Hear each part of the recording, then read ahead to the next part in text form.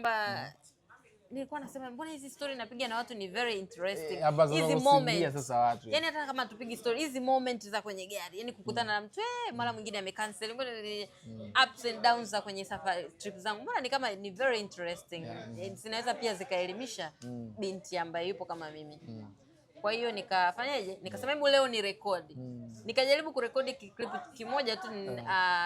Mteja wangu alifanya reservation anaenda airport. Saa 9 usiku nikaenda kumpata. Kwa ndo ile kweli ndo clip yangu ya kwanza. Nikarekodi ile moment tu ya kwenda kumchukua nikampokea nikampeleka airport. Ndio ka video yangu ya kwanza nikaposti ikaenda. Nikasema watu wanapenda ko. Nikaendelea kurekodi. Ndio mpaka leo. Na hivi ile mtoto wa kike kama kujiexpose kama vile. Yaani mimi mwenyewe nilishangaa kumbe na watu walikuwa wajui kama kuna madereva wa kike. Then people were like, "Hey, huyu ni dereva wa kike. Ameenda saa 9 usiku." Content ambayo ilikushtua.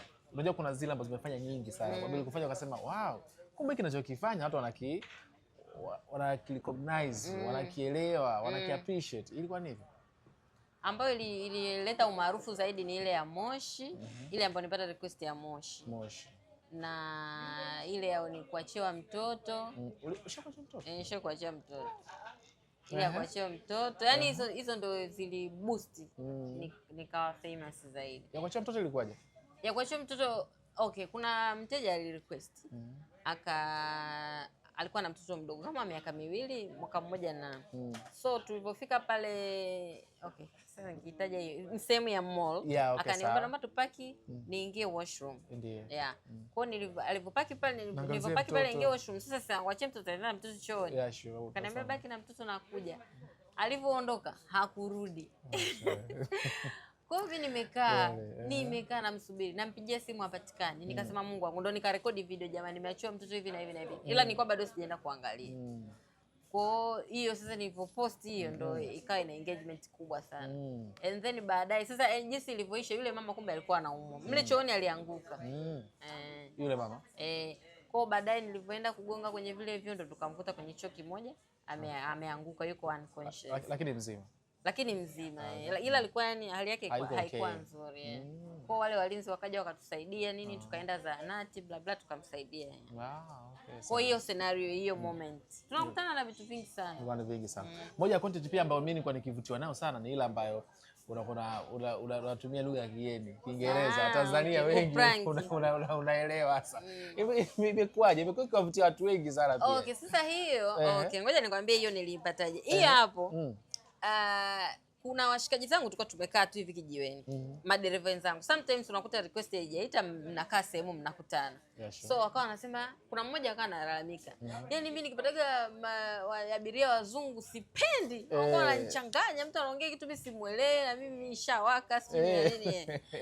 Kwa hiyo nikaona kwamba kumbe kuna madereva ambao akipata abiria ambaye anaongea Kiingereza inakuwa inamkata. Kwa hiyo ndo nikasema hivi what if abiria akakuta mimi naongea Kiingereza itakuwaje? Sitakuwa kitu amazing sana. Kwa hiyo ndo nikajaribu. Japo ya kwanza nilipojaribu ilifeli. Sababu ya kwanza nilipojaribu nikamwongesha yule mteja Kiingereza ananijua. Akaniambia wewe nakujua. Kwa hiyo mpaka baadaye nikaja kupata ambao wanijui. Nadhani imekuwa interesting sana kwa sababu inachekesha watu wanapenda. Hata mimi nazipenda sana zile. Lakini the idea came from ilianzia huko. Ni content gani ambayo ulishia kuifanya katika kurekodi hivyo labda mtu baadaye akakuletea matatizo unaile sometimes bana mbona ni shoot ilikuwaje hivyo ipi ilishakutokea? Most of the time huwa hata kama nimerekodi kabla ya kumwambia kabla sijaposti au kabla sijaendelea kurekodi namwambia kwa sababu kuna zile na rekodi nikiwa napiga simu anakuwa juu akifika namwambia nilikuwa na rekodi mimi natengeneza content is it okay? Wengi wanakubali. Sasa ambayo kuna mmoja ilishakubali huyo mbabu ameingia nikamwambia nilikuwa na rekodi nini akakubali na shida endelea. Sasa baadaye nikapost ila kwenye ile conversation yetu alizungumza aliwataja na viongozi ambao walishawahi kusoma nao ambao ni viongozi wakubwa serikalini. Kwa hiyo nilivyopost lakini hakuongea vibaya. Alisema tu nimesoma nao. It was positive lakini sema tu ile reputation. Kwa hiyo nilivyokuja kupost alafu inaenda. Unajua video zangu zikipost zinaenda viral sana. Kwa akaniambia jamani, mimi sikujua. Mimi nijua okay, uliniambia utapost. Mimi sikujua kama wewe ni maarufu. Mimi sikujua kabisa mwanangu. Naomba ufute hiyo video. Futa. Mimi sikujua. Itaniletea matatizo, wale watu nimewataja ni viongozi wakubwa sana si. Basi nikamwambia wewe na nikamwambia baba kabla hujakata simu nafuta. Ingia utaikuta huko. Hivyo sipendi kabisa. Mimi ni miongoni mwa watu ambao huwa ni mgumu sana kumwamini mtu kama hii content ni ukweli ama ni ya kutengeneza. Yaani huwa niko hivyo. Juzi nilikuwa nabishana na washikaji zangu. Kuna content moja kuna mtu alikuingizia pesa, alikuzidishia kitu kama hicho. Wewe mimi nilikuwa nabishana sana na washikaji zangu, naambia bana hii utakuwa bana wa hiyo wamepanga bana. Ilikuwaje? Sio rahisi. Okay. Sometimes pia watu wanahisi hivyo, lakini unajua hayo ndo maisha tunayokutana nayo. Afu sasa kwa aina ya content ninazotengeneza mimi sio rahisi hivi kweli mteja aingie afu umwambie bana hivi naomba turekodi. Atakubali? Wachache sana. Hawezi kukubali. Afu huwezi kupata ile uhalisia. Yaani ukimpanga huwezi kupata kile unachotaka. Kuna namna itakuwa inabidi iwe natural, inabidi iwe natural hivi. Kwa mimi yani ukiangalia simu yangu mimi na rekodi kila kitu. Afu baadaye na edit nachagua kile ambacho naona kitapendwa na watu. Kwenye pesa pale ilikuwaje?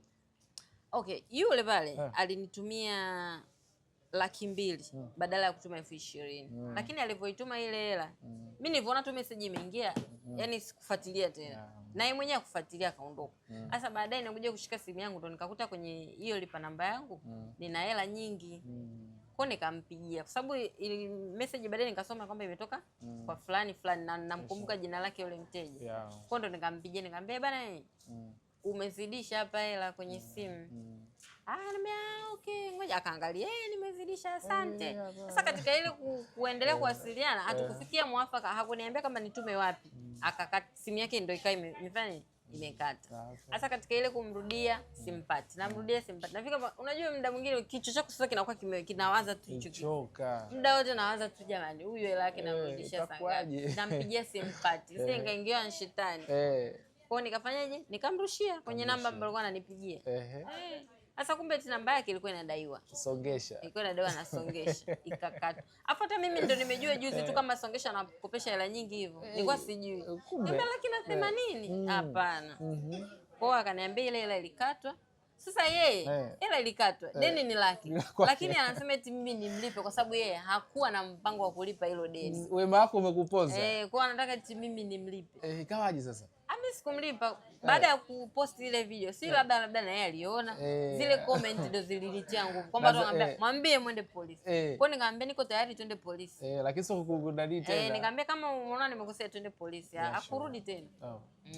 Pole sana na hongera pia kwa kile ulichokifanya. Asante. Pengine hasa kuna mtu ambaye anatazama sasa hivi hapa ataka ajifunze, hasa kuna msichana kijana ambaye anatazama anasema kwamba bana mimi kitufanya siwezi kukifanya kwa sababu ni mrembo. Kuna kifanya siwezi bwana kwa sababu ya hichi na hichi. Kwani mimi sio mrembo afu wewe? Nazungumzia. Dada hiyo ndo anaizo sana hizo. Unaipi la kuambia? Okay. Sasa unajua kwenye maisha ukitaka kutoboa, ukitaka kutusua, unatakiwa uwe wa tofauti. You need to be extraordinary. Yaani usiwe wa kawaida. Huo urembo wako na nini na vitu ulivyonavyo havito make sense kama una hela. You need to have money. So na ukitaka uwe na hela, pesa sabuni ya roho. Unatakiwa ufanye vitu vya tofauti. Sasa hivi hamna mambo ya sijui mwanamke na mwanaume na nini. As long as kipo ndani ya uwezo wako, hakivunji maadili ya jamii na unaweza kukifanya, just do it. Tena vitu ambavyo wanaume wanavifanya ambavyo sisi wanawake tukavifanya, tunavifanya kwa ubora zaidi. Sana. Tumeumbwa hivyo. Yaani kitu ambacho mwanaume anakifanya, mwanamke naye akaja akakifanya, atakifanya mara 7 zaidi yake. Hivi unajua hata kwenye machief cook wale akiwa wa kiume nasikia wanapika vizuri sana kuliko wa kike. Kweli? Nadhani unachokizungumza si ndio? Nadhani hiyo kitu basi iko kote kote. Okay, kitu cha kiume, cha kike akifanya mwanaume. Anakifanya zaidi. Yeah, it makes sense. Sure. La mwisho watu wako nawaambiaje sasa? Okay, nawapenda sana. Asanteni kwa support yenu jamani, you guys are so amazing. Mimi mwenyewe nashangaa. So maana nimekwambia nimeanza kutengeneza content mwezi wa 3 mwisho. Mimi mwenyewe nashangaa how comes vitu vimekuja haraka haraka hivi, lakini nadhani Mungu akisema ndio, hamna ambaye anasema hapana. Ni mpango wa Mungu. Mungu aliamua iwe hivyo. I'm very grateful. Nawashukuru sana wote ambao mnanisupport kwenye mitandao yangu. Nashukuru wote ambao mnanifuataga DM, mnanishauri pale ambako mnaona naenda ambako si sawa, kwa sababu I'm a human. Siwezi nikawa sahihi kila siku. So yeah, tufanye kazi vijana, tupambane, tusilale, tufanye kazi tupate hela. Lakini by the way pia ongera pia naona kila ambacho umekiamua nadhani kinakuja katika way ambayo ni kubwa sana. Naona endorsement sasa hivi ni nyingi sana. Makampuni ni mengi sana pia. Feedback zikoje hasa katika financial? Kivipi yani wewe? Kwenye kuingiza mkwanja. Yaani unataka nitaje hela no, wewe sasa una feel your comfortability kwamba ninachokipata sasa hivi. I'm very grateful kwa kweli. Kwa sababu ni pia sikuwahi kutegemea kama itapatikana kwa haraka hivi. Kwa hiyo kwa watu ambao makampuni yote ambao nafanya nao kazi wako vizuri. Wamenyoka. Kijana wananiweka vizuri. Mambo yanaenda vizuri. Nashukuru sana sana na kazi tunafanya vizuri. Kuna ambao hadi tulishamaliza mikataba na wamerenew tena, sababu pia wamependa tunachokifanya. Kwa hiyo nadhani Mungu ni mwema. Kwa wale ambao wanatamani kufanya pia kazi na wewe, na unaangalia vigezo gani au yote tu whatever, ana pesa unafanya kazi. Sio awe na pesa tu, kitu anachokifanya kiendane na brand yangu, lakini pia kisiwe kinavunja maadili ya Kitanzania. Ndio. Kiendane na audience wangu. So nakaribishwa jamani. Njoo DM. Ukija DM mimi najibu. Wewe umenitafuta DM? Sure. Ukija DM mimi najibu. Alafu bahati nzuri uko so charming. Ukija DM mimi najibu. Unapokea vizuri, unasikiliza bwana. Ili mradi tu mtu aje na lugha nzuri. Uje tu vizuri jamani. Sure. I'm a normal human. Kabisa. Asante kutazama interview hii. Usisahau kusubscribe, like, comment na kushare.